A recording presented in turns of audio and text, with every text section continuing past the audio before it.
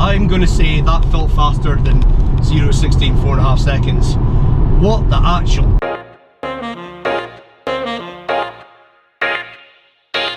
You're watching Car Babble, I'm Ewan, and this is the Polestar 2, the long-range dual motors with all-wheel drive, and it's spec'd up to hell.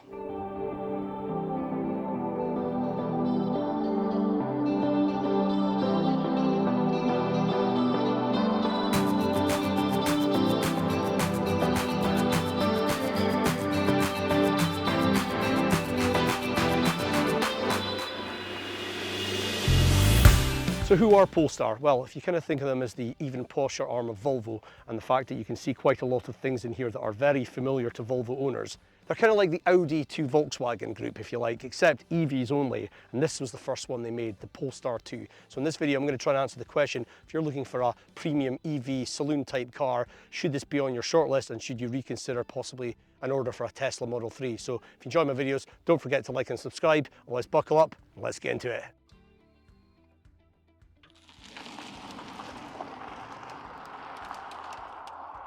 Now let's talk briefly about the looks of this car, and the first thing to say is this is a bit of an oddball, this car, in terms of what category you could say it really fits into, because it's kind of got a saloon body shape, but it's actually got a hatchback opening, so you could call it a hatchback, you could call it a coupe almost, and it's also raised off the ground a bit, so it's almost like a car on stilts or an SUV, so it's a bit of an oddball, but I do really like it. I like the proportions, I like its stance, I really think it looks quite nice, and you can tell it's Polestar, not a Volvo, by this little badge thing here.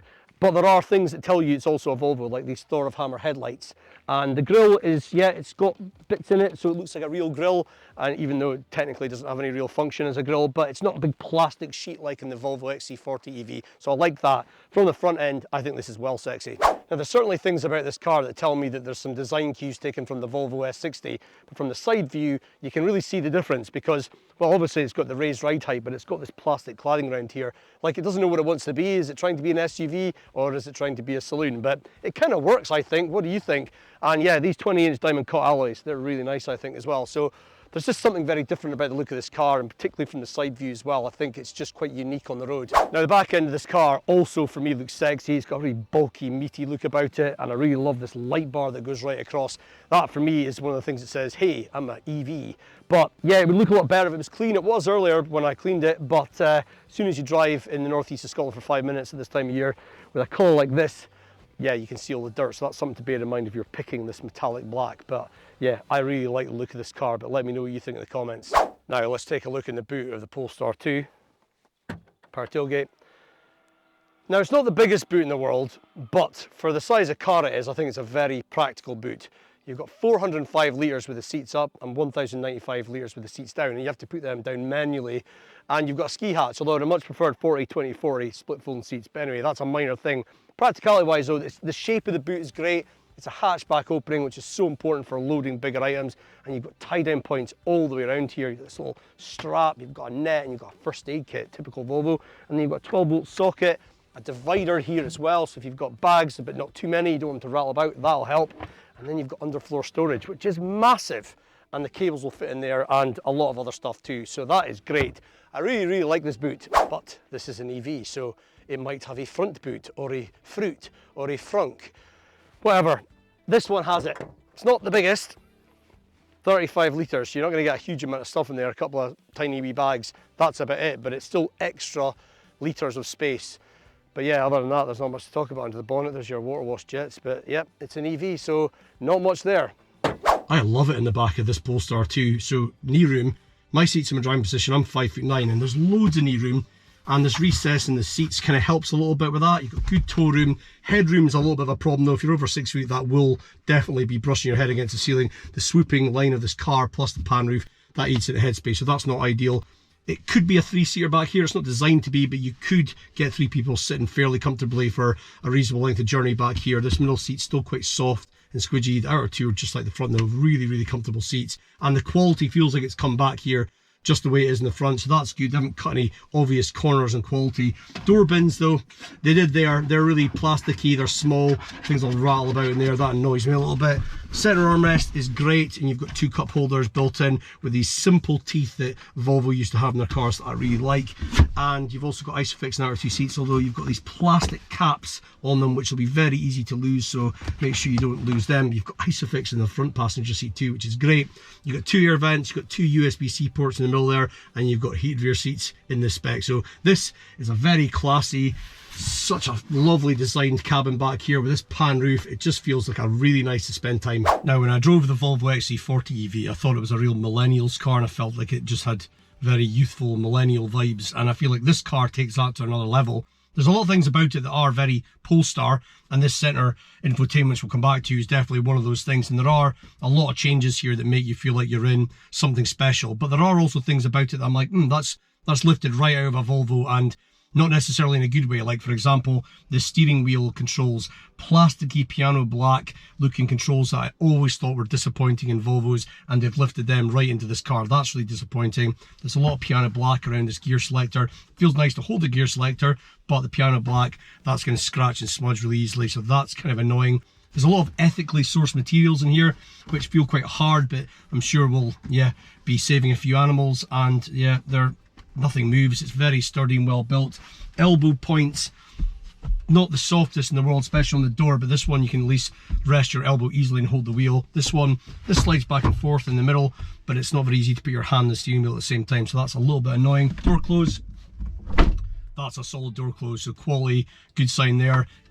Indicators are good as well. So yeah, a lot of things really good about this interior, and it does feel very peaceful and modern and techie. Of course, it's basically a Volvo, so seat comfort is high up in the priorities, and it's a really comfy seat. You've got 2-position memory, 4-way lumbar support in this particular model, and you could do so many miles on this thing. The only thing I don't like is the headrests don't move at all. It's like, I can see Volvo going, "Hey guys, we've had these built by chiropractors, so we'll tell you how to sit. No, guys, I'd like to be able to move my headrest, please, so give us that option." But yeah, really square position. Steering wheel, lovely to hold in the hand, lovely thickness. Not the most expensive feeling steering wheel actually, but yeah, great driving position. Do loads and loads of miles, and by the end of it be like, actually, I don't want to get out of my car, I'm just going to stay here, thanks. Now, practicality in this car could be better.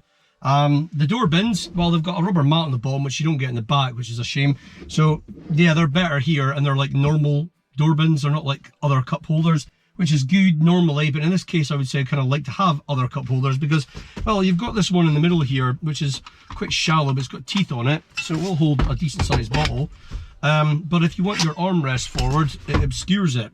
And then there's actually another one in the center bin here, which isn't very big anyway, but you could put another bottle in there and take up all that space, but it's awfully far back to get to, you know, so that's not really ideal. You've got a decent sized glove box, and then you've got a wireless charging pad and 2 USB-C ports and a bit of space you could chuck your keys. So bits and pieces are good. There's also this little recess down the sides of the center console where you could chuck some stuff like a banana or something. But that's about it. Now, the centerpiece of most cars these days seems to be the infotainment system, because they keep getting bigger and bigger. You just get these bigger touchscreen stuck in the middle. Soon you're not going to be able to see when you're driving because it's going to be so big. And yeah, the Polestar 2 was one of the first to go for this bigger iPad style touchscreen, but it's one of the best. It really is a great infotainment system, and it's powered by Google Android, and that really matters because that is the best system for voice control you could use. It's one of the best voice control systems as well, and that's important because if you don't want to use the touchscreen, well, you can. The voice control works, so that's great. But the buttons are big, so you can use it on the move without being too distracted. It's got no lag, the least laggy system I've ever seen on a touchscreen, and it just looks so modern and fresh, and it's just brilliant, customizable, love it. But there is almost no buttons in the center console to support it. You've got heated rear windscreen and front windscreen, and then you've got your play, pause, volume, and hazard. That's it. Everything else is touchscreen or voice control. So that might not be for everybody, but as far as touchscreens go, this one's really good. And then you've got your digital cockpit, which is a step forward from the old digital cockpit that Volvo originally had, which essentially was like, yeah, it was like analog dials in a digital way. Now this feels a bit more customizable, better graphics and more modern, and it looks great. So yeah, this is a really good system. I mean, there really are not many systems out here that can match this. Now, the pricing for this one new starts at about 44 grand for the base spec and the single motor.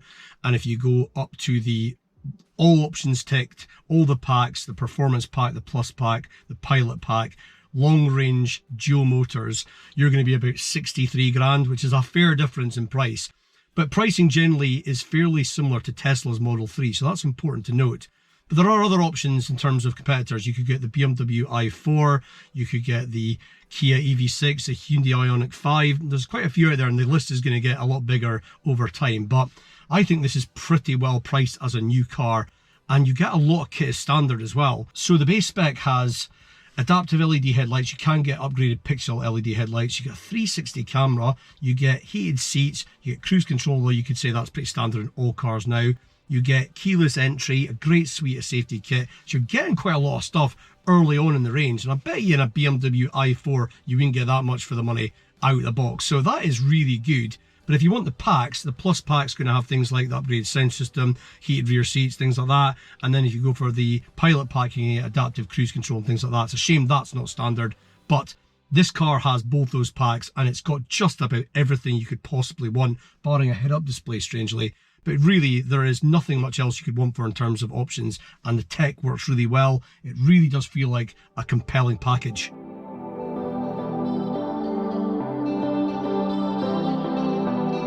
So what's this dual motor like out on the road? Well, I'm driving through a 40 right now, so I better not put my foot down because I will probably get arrested.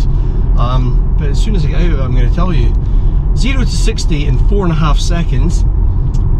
403 brake horsepower and 660 newton meters of torque, and that was when this first launched. They've improved these stats slightly since then, and you can also get a performance pack as well. You can also get a front wheel drive single motor, and that will start with about 228 horsepower from launch and 330 newton meters of torque, and that will go 0 to 60 in about 7 seconds. But as much as that sounds more than respectable for any kind of family car, if you really want to turn your Volvo into something a little bit special, well, I would really recommend looking at this dual motor, because if I put my foot down,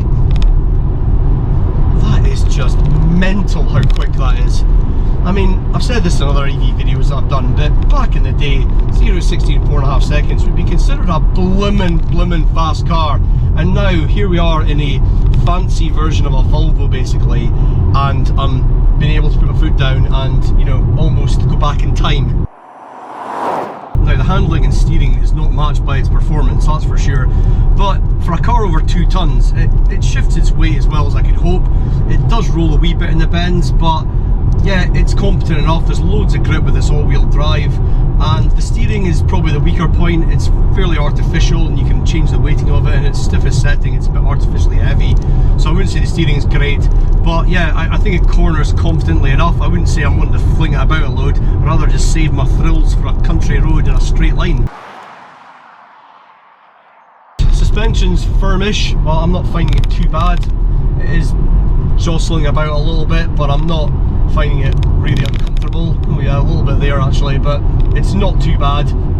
It is generally going to be firmer. It's riding on 20-inch rims, so what do you expect? But yeah, the suspension is it's on the firmer side, yeah.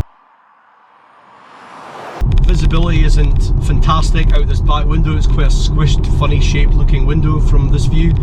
The pillars aren't too bad around the car though, so that's fine, and you've got these frameless wing mirrors, which I've never seen before, and that goes really nicely with the frameless mirror in the car here, and yeah, they look great, and they just feel really slim, and I'm not hearing any wind noise, so they're really good. So yeah, it's a bit mixed on visibility, but overall I think it's good enough.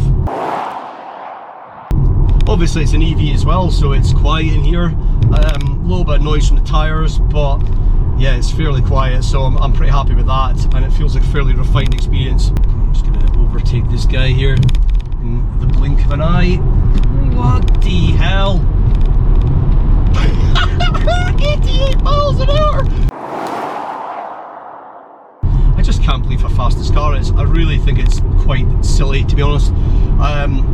I'm going to say this in every EV I drive. I haven't driven a Tesla yet, and when I do, I think I'm going to be even more just staggered by it. You know, it just feels so unnecessarily quick, but it's just such a joy to have that kind of power on tap. Getting off the line, sneaking out a roundabout, joining a dual carriageway, to have that kind of power available to you really can be a safety feature, but also something that just gives you thrills, but also will save you time. All these little times you can just nip in and out, you know, it's just fabulous. So when this first launched, they were saying you would probably get roughly 280 miles of range out of a charge. And yep, that's bollocks. The owner of this car says he gets about 230, although he never really tests it for a full 100% charge. He usually charges it to 90%, and it says it'll do 210 miles, which for commuting is probably going to be more than ample for most people. But if you do a lot of long journeys, that might not be enough. This is a 78 kilowatt hour battery. The single motor one is a slightly smaller battery, and the range is fairly similar to that as well. But yeah, it's still probably going to be enough for most people. But yeah, you can check out the official latest specs and ranges figures that you get in the comments below in the link. But ultimately, whatever it is, just take about 50 miles off of that total, and that's probably more realistic. Now, you're not going to get access to the Tesla supercharger network with this thing, but you will still be able to use rapid chargers. And if you needed a quick burst of charge at one of those, you could probably charge it for 30 miles of range in about 15 minutes. And if you were using a wall box at home overnight, probably 12 hours for the whole charge. And if you needed like 80%, you could do that in 8 hours, which is generally going to be more than enough for plugging it in at night and getting up the next day, and there you go, you're good to go again. Something I found quite interesting is the sound of the indicators. You know, in Alien, when they're searching for aliens on the ship, it sounds a bit like the device they use for that. That's quite an interesting sound. It's really quite ASMR-ish, really. I really like that. Now, as part of the Plus pack, you get the upgraded Harman Kardon sound system with about 600 watts of power, and it sounds pretty good. Yep, pretty happy with that. Although, do you really need it? Because Volvo's standard sound systems are always absolutely brilliant, and the standard one's a high performance system with like 250 watts, and I'm willing to bet without trying it in this car, it'll still sound really good. So that might not be an option you necessarily need to take, even if you're really into your tunes. Now, this panoramic sunroof, which is fixed, but it goes all the way back, and it's just great. I think it's standard across the range as well, and yeah, your kids in the back there, I mean, they'll be able to do some stargazing or something. It really is just a great wee observatory back there. Love that. Something else that's really useful about this car, because it really feels like it's almost in a category of its own, because it's raised up, but it's like a saloon coupe thing because of the hatchback boot. But yeah, you've got that little bit extra visibility looking forward on the road, so it's almost kind of like some SUVs really. It really does have a little bit extra ground clearance that can be quite useful in some situations. So that's definitely another thing about this car that I really like. Something else this car's got that I'm sure other EVs have as well is you can just get in the car, and as long as the key's on you, you just put it into gear and drive. There's no start button, there's no handbrake to take off, you just go. And then when you park up, you press the P button and get out and lock it. Something that's really not working for me is the collision avoidance intervention system. That would be getting switched off right away. Yeah, automatically it's meant to intervene when you think you're going to have a crash, and 3 times it's thought I was about to have a crash when I haven't, and it's pulled the wheel, it's put the brakes on, and it's just made me feel like I'm going to have a crash when I wasn't. And I'm sorry, that's just not really a good piece of safety tech at all. So for me, that would be getting switched off, and I really find it annoying when safety tech is that counterintuitive. Now, something I have found that I thought was pretty naff is the key. Volvo's keys aren't the best anyway, and they've gone to having the buttons down the side, the thin side, as opposed to big buttons on the bigger face. And yeah, they're just not very easy to quickly find which one you're looking for and differentiate which is which. But this is a really cheap looking key. I'm really amazed how bad that actually is. Yeah, Polestar, you need to sort that out. That is pathetic.